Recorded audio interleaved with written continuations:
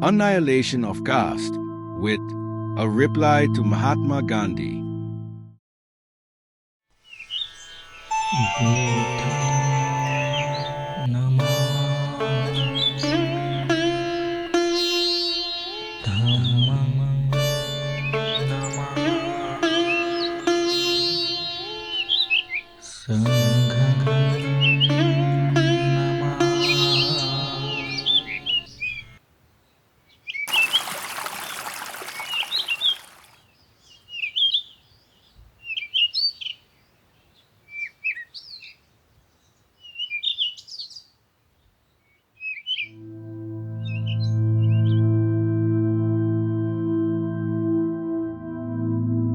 Under the leadership of the late Mr. Dick, the courtesy with which the Congress allowed the social conference, the use of its pandal was withdrawn, and the spirit of enmity went to such a pitch that when the social conference desired to erect its own pandal, a threat to burn the pandal was held out by its opponents.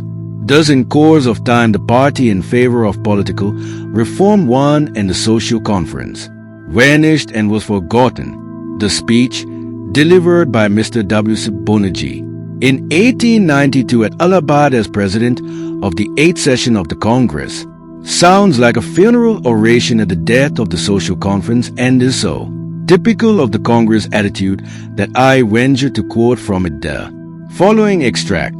Mr. Banerjee said, "I for one have no patience with those who saw we shall not be fit for political reform until we reform our social system. I fail to see any connection between the two. Are we not fit for political reform because our widows remain unmarried and our girls are given in marriage earlier than in other countries? Because our wives and daughters do not drive about with us visiting our friends? Because we do not send our daughters to Oxford and Cambridge? Cheers." I have stated the case for political reform as put by Mr. Banerjee. There were many who are happy that the victory went to the Congress. But those who believe in the importance of social reform may ask, is the argument such as that of Mr. Banerjee final? Does it prove that the victory went to those who were in the right? Does it prove conclusively that social reform has no bearing on political reform?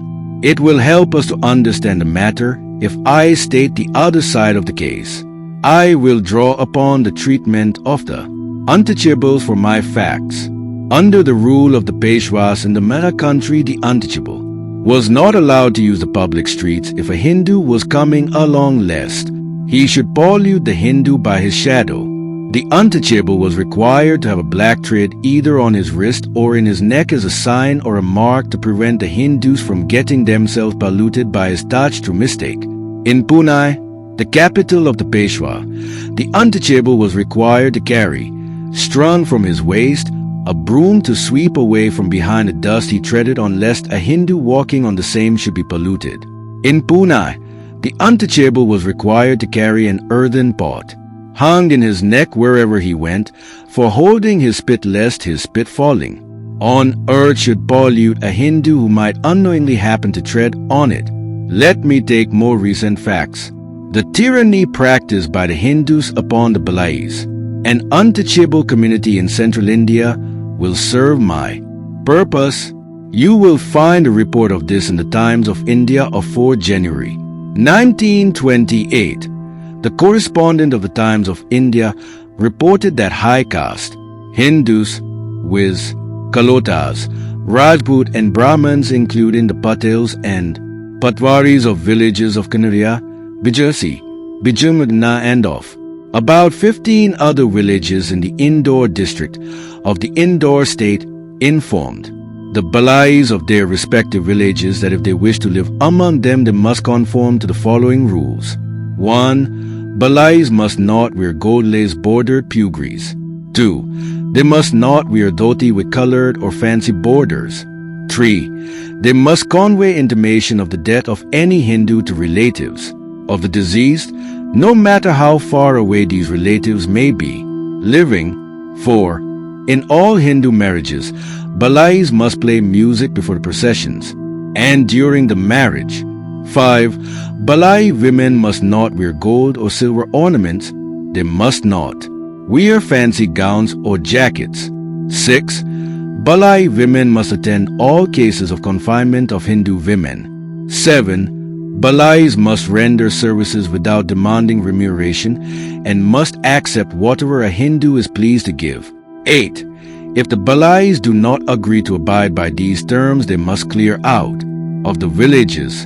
The Balais refused to comply, and the Hindu element proceeded against them. Balais were not allowed to get water from the village wells. They were not allowed to let go their cattle to graze. Balais were prohibited from passing through land owned by a Hindu, so that if the field of a Balai was surrounded by fields owned by Hindus, the Balai could have no access to his own field. The Hindus also let their cattle graze down the fields of Balais. The Balais submitted petitions to the Durbar against these persecutions, but as they could get no timely relief, and the oppression continued, hundreds of Balais with their wives and children were obliged to abandon their homes in which their ancestors lived for generations, and to migrate to adjoining states, viz., to villages in Khar, Devas, Bagli, Bhopal, Gwalior, and other states. What happened to them in their new homes may for the present be left out of our consideration. The incident at Kavita in Gujarat happened only last year. The Hindus of Kavita ordered the untouchables not to insist upon sending their children to the common village school maintained by government.